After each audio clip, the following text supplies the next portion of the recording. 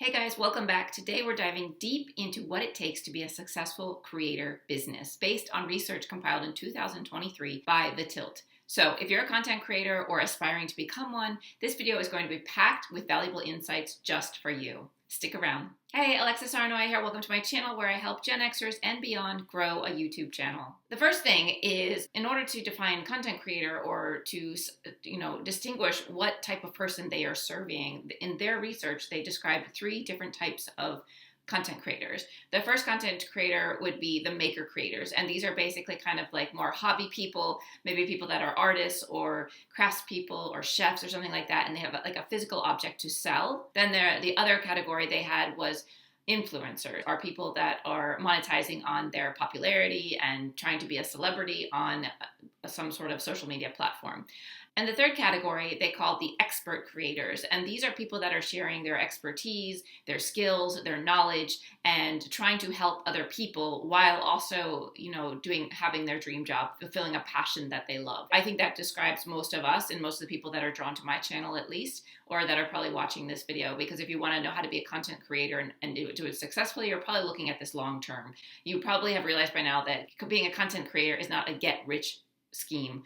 It actually takes time and effort to do, which this study also reinforces that idea. The Tilt surveyed 1,043 creators and 397 individuals who want to be creators during the first quarter of 2023. This study, they're focusing on the all-in creators. They're focusing on people who want to spend the majority of their time working on their content business and building a creative content business. So they're not focusing so much on the hobbyists or the people that do this as a side thing or just for fun. This is for the all-in, all or nothing type crowd. One interesting data point that they mentioned in this research was that nearly 12 million people in the US are involved in creator economy, and more than half of those, about 7 million people, earn money in some form or another by publishing content. And they were also saying yet we know very little about them. So this study is trying to kind of bridge that gap of like, how is this happening and how are people actually making money on these platforms and doing a content creator business. It was also saying, which I found really interesting and very motivating for us,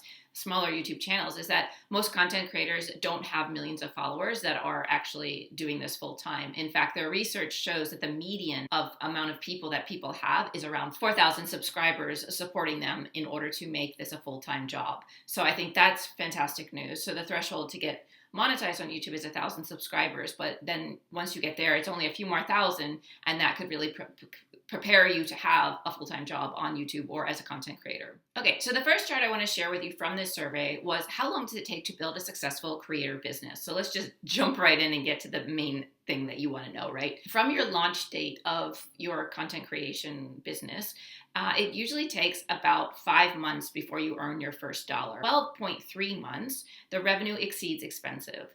And then at 12.7 months, you can switch to full-time on YouTube or on whatever platform you're using to create content.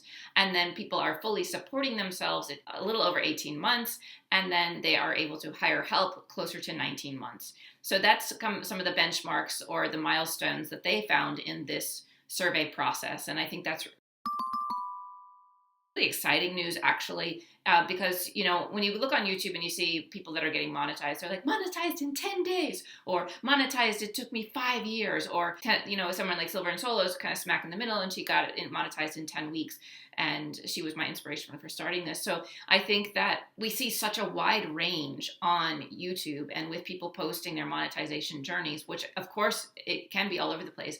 But from this survey, what we're finding is that the majority of people earn their first dollar at around 5 months. So that doesn't mean they're necessarily monetized on YouTube at 5 months, but it does mean that maybe they are making money from affiliates. Maybe they have enough rapport with their followers that they are able to sell something to them, or they are offering consulting services or something like that. So I think that 5 months is quite good. And, it also is more motivating than for some of us who are looking at our statistics and thinking, oh, I'm not going to be monetized for like 5 years at this rate. So there's some positive aspects of this, I think. The next thing I wanted to talk about was how much are people making and what is the seed money for this? In this study, they said the seed money was around $10,000 to get started, to, invest in this process, and about $1,000 to $2,000 of those dollars is going towards technical things like buying microphones, maybe some software programs, business management programs, a new laptop, whatever. So about $2,000 is going to like those types of things, like technical software-based things, and then the rest, I'm not sure what it's going to. They don't really clarify that in the survey. Maybe the 10,000 could also be how much it costs you to live for those 5 months before you actually are able to start making money. So that might be it as well. So on average, creators in 2023 in this study were expected to bring in about $108,000 in revenue for that year. It's going over the 6-figure mark, but then they mentioned that what they take home, or their expected net revenue, is somewhere around $62,000. So about 59% is gross margin. So in this next chart, I want to show you what are some of the major hurdles for these new content creators. And not surprising, at the top of the list is growing my audience, which we're all kind of experiencing right now. If you're following my channel, you're probably a new YouTuber. Maybe not, but for the most part, I think most of my followers are new YouTubers trying to build a business on YouTube. So growing the audience is a big hurdle for us, and making sure that their content gets found is another big hurdle. So like, even though you're creating the content, is it getting matched up with people that are actually interested in it? Or is it even being shown to people that would be interested in it? So that's a big hurdle as well. But I think with the YouTube algorithm right now and how they're promoting small YouTubers, if you label your videos correctly and if you use the keyword tactics, like putting a lot of good keywords in your description and your titles and everything that relate to your content, that will hopefully connect you with the right people or the right audience. But yeah, some other problems were monetizing the content, publishing regularly. That's something I've heard from a lot of people commenting on my videos, is like, I'm having trouble staying consistent. I'm having trouble coming up with ideas or creating enough content.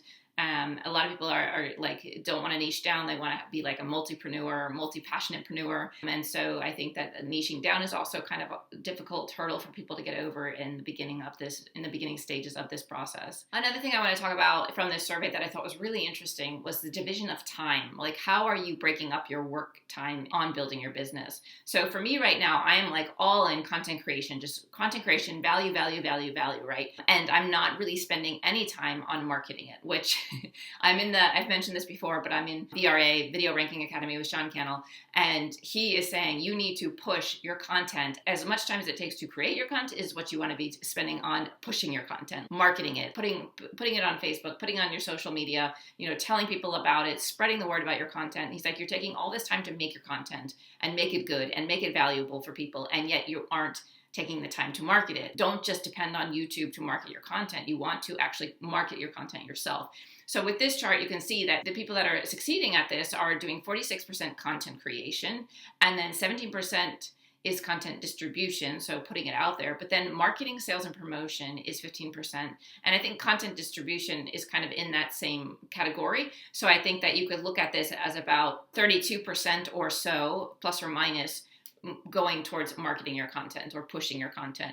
So I would say it is almost 50-50. It's maybe a little more towards content creation, and especially in the beginning when you're new and you're learning how to do content creation, it's going to take a lot more time, I think, with research and editing and all of that stuff. But so it should be about 50-50, and that's something I'm really lacking on. But I thought this wheel chart was really interesting, or this pie chart was really interesting, because it shows, it kind of gives us a really good idea of what we should be spending our time on. So 46% should be on content creation, 17% on content distribution, 15% marketing, sales, and promotion, 14% business admin operations, and 7% other. And another thing you can notice on next to this chart is most content creators, 84%, publish social media content to reach their audiences.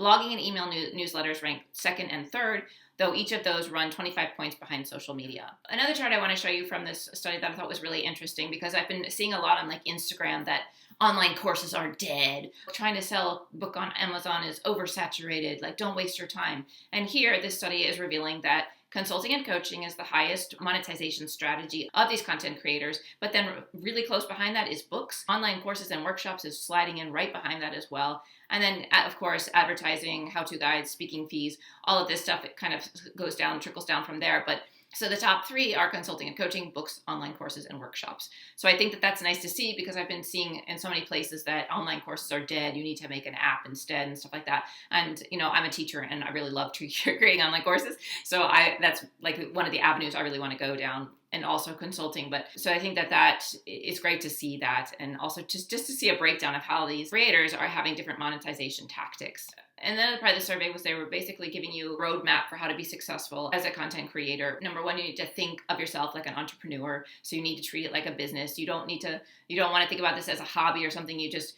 put a few TikToks up and you're going to be successful. It's something you really need to work out. You need to be consistent. It's the things I've been saying on this channel many times over already. You need to be consistent, consistently posting value, posting things that people want to see and that help people and that are interesting to your niche group. The second tip that they said is actually plan your budget and runway. So runway is how long it takes you to start to get off the ground. So you want to plan your budget, like how much money will you need to survive the next 6 months? If it does take you 6 months to start making some sort of income through your creative content business, what will you be doing in that time up until that? How will you manage your money in that? Will you have the support of family and friends? Will you have savings?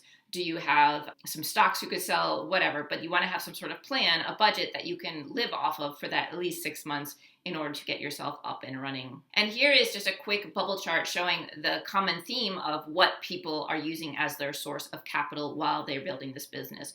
Most people have savings. 66% of people have savings. Some people are using credit cards. Some people don't really need funding. Some have angel investors, friends and families, and then venture capital is coming in at 2%. So the majority of people have saved money in order to take this leap. The third step was to zero in on your audience. This one comment here, this is the more niche the audience and the more narrow the topic, the better the odds are for success. And we've been hearing that over and over and over again. Step 4 was start creating. So consistency is one of the biggest challenges for creators. You just need to get out there and start publishing and publishing frequently your work. And it talks about how it's really important to be consistent with your tempo. So if you're posting like 4 videos a week, try to keep that up for 60 days.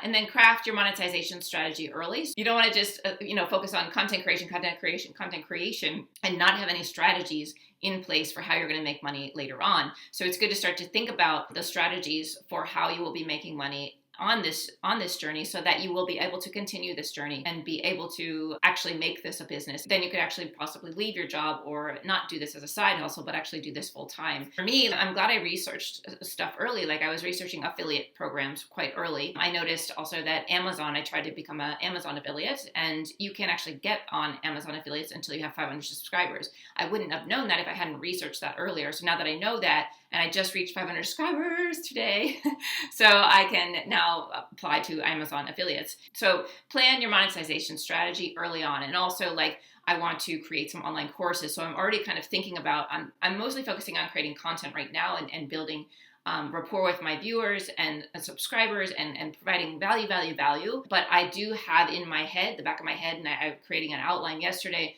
of an online course that I want to create for the steps of starting on YouTube and how to grow your business based off of what I learned from this process. So that's what I've got in the back of my head. And I also have a book that I could market. It's not necessarily related so much to this content. It's more personal development, but sometimes that does fall into this category because you have to have thick skin. You have to be really confident in yourself in order to show up on YouTube and show your face and be perceived as confident in what you're doing. Something like that book could feed into this as a monetization strategy, but most likely I will have to write a new book that relates more to this topic that I'm actually promoting on this channel. But my point is that you want to craft your monetization strategy early. They surveyed these people and they said, what is the time spent on content creation per week? And they said 17 hours on average. So if I look at my own process, I know that I have 4 hours each day when my daughter is at daycare. And so I have 20 hours a week to devote to content creation, which is all I'm focusing on right now. And that is about what I'm doing. So the survey also said that people in this profession or content creation profession are working about 36 and a half hours per week, the all-in creators. And most of them said that they would like to get their working hours down to about 28 and a half hours per week. For me, and I think maybe for a lot of you as well, that the whole point of being a content creator is to be able to enjoy your work, to get paid a decent salary while doing what you love, but also having the flexibility to do it when you want. So if you are working, whatever it is, 36 hours a week, but you get to work, like you get to sleep in. I don't get to sleep in. I have 3 kids. But maybe you get to sleep in and work from like 10 to whenever, or you can work like a partially in the morning days and go work out or go to the beach, go for a jog, whatever, and then come back and do some more work later on or work around your children's schedule. Whatever, it's like that raises the quality of life. And I think that is why a lot of us are here. We want the flexibility. We want the financial independence. We don't want to be tied to a corporation and possibly let go without any notice. For a lot of us, it's about enjoying your work and independence and flexible hours. And that this chart is showing those exact things. So the red is all full-time creators, and then the side gig creators are also mentioned here. But you can see that it's all about enjoying your work, independence, flexible work hours, pursue your passion, challenge yourself, choose where I live, earn more than a traditional job. But that's actually quite low. So these are figures that are a little more less important. But the main importance, obviously, is independence, flexibility, and doing your passion. So I think that's why a lot of us are here. And one last chart I want to share from this study is the content creator's business plan and ambition. The Gen X and the baby boomers, which is the folks that I'm focusing on for potentially helping in the future, is actually one of the largest groups percentage-wise in this survey that are interested in being a solopreneur. So I think that that's really exciting to see as well. Like, there are a lot of Gen Xers and baby boomers becoming content creators, and after having, probably worked for 20 years or 30 years, 40 years in some other industry. So they have lots of skills and knowledge to teach others and to provide wisdom to others. So I think that that's really exciting to see. And I'm glad that so many people from our generation and beyond are actually hopping on this platform, because I think they have such a wealth of knowledge to share. But yeah, I would definitely encourage you to check out this survey, this report that the Tilt did, and I'll link it in the description below, and just have a read through. It's about 23 pages long, but it has lots of infographics, and it's really interesting to look at. And it's also, I think, very positive. It gives you a more positive feeling about what you can actually expect than when you kind of go on YouTube and you look at how people are getting monetized and how long it's taking them, because it's so all over the place when you look on YouTube. Like I said, it's like 3 days to 5 years took me to get monetized. It does depend on the person, what you're trying to do, and how much time you're investing in this. But I do think that this gives us a nice, stable idea of, for the people that are all in, that want to make this a profession, what we can kind of expect on our journey. So hopefully this is helpful. Please speak up in the comments. Let me know what you think. What do you think of this survey, or what do you think of how your journey's going, etc. I would love to hear from you, and see you in the next video. Bye, you guys.